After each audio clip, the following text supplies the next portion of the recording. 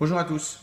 Alors il y a quelque temps j'avais fait une vidéo sur le Coran et les Juifs et je me posais la question de savoir si dans le Coran il y avait des messages malveillants à l'encontre des Juifs. Alors je vais récidiver aujourd'hui parce que j'ai reçu un commentaire d'une personne qui défend sa religion, c'est honorable, et qui me donne trois arguments. Alors le premier, il me dit que en fait si ce que je dis est vrai, que l'islam véhicule des messages malveillants contre les juifs, comment j'explique qu'il y a encore des juifs au Proche-Orient? Alors, il y a encore des juifs en Israël en fait, parce que l'Israël est un État juif. Mais au Proche-Orient, ça rase gratis, c'est-à-dire il n'y a plus personne. Enfin, il n'y en a plus en Libye, en Afghanistan, je crois qu'il en reste un. En Égypte, il n'y en a plus, au Liban, il n'y en a plus, enfin, en Syrie, il n'y en a plus, en Irak, il n'y en a plus, je ne vais pas continuer comme ça parce que voilà. Il en reste encore en Tunisie et au Maroc, mais par rapport à ce qu'il y avait avant, c'est que dalle. Et je crois qu'en tout, il y avait près de 900 000 juifs dans le monde arabo-musulman. Voilà, je le répète, il n'y a plus personne. Voilà. Il me dit aussi, le roi du Maroc a refusé de donner ses juifs aux Français pendant la Deuxième Guerre mondiale. Et c'est vrai, il a raison, historiquement c'est vrai. Sauf que ça dit beaucoup de choses sur le roi du Maroc, sur ses valeurs, mais pas forcément sur l'islam. Je veux dire, pendant l'âge d'or de l'islam, les juifs du Maroc se sont fait massacrer. Au XIe siècle, au XIIIe siècle, au XVIIIe siècle, ils étaient dhimis jusqu'à l'arrivée des Européens. Donc cet argument ne compte pas. Par contre, il m'a dit, là où tu fais une erreur, tu devrais faire une vidéo sur la vie et les enseignements du prophète. Et tu verras qu'en fait, c'est pas du tout ce que tu dis. Donc je l'ai pris au mot. Et je vais faire une vidéo sur les hadiths. Alors les hadiths, c'est les histoires de la vie et des enseignements du prophète Mahomet, qui ont été racontées, ces histoires, par ses proches, sa famille, ses compagnons d'armes, ses amis, des gens qui l'ont côtoyé, des gens qui ont côtoyé des gens qui l'avaient côtoyé. Donc vous avez compris qu'au bout d'un moment, c'est devenu un désordre pas possible. Et pour faire le ménage, il y a des érudits musulmans, donc à peu près 200 ans après la mort de Mahomet, qui ont décidé de collecter et de sélectionner les hadiths qui étaient les plus fiables, selon des critères très très stricts, d'accord, de témoignages, voilà. Et donc,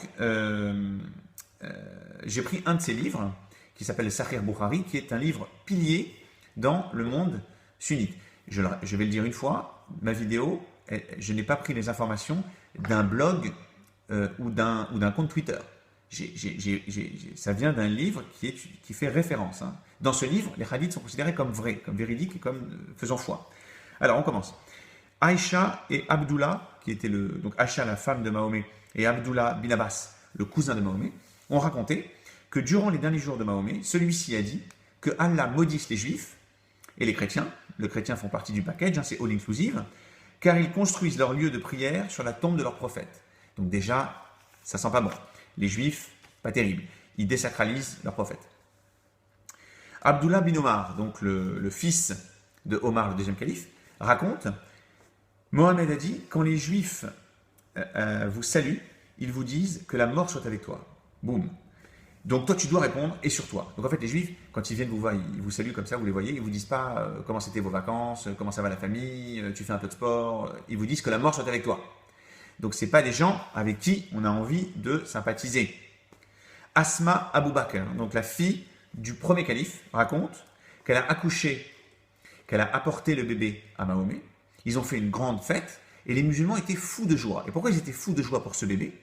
C'est parce qu'ils étaient persuadés d'être stériles à cause des juifs qui les avaient ensorcelés. D'accord? Donc non contents de désacraliser leur tombe, de vous souhaiter de crever quand ils vous disent bonjour. En plus, ils vous ensorcellent pour être stériles. C'est pas terrible quand même. Bon.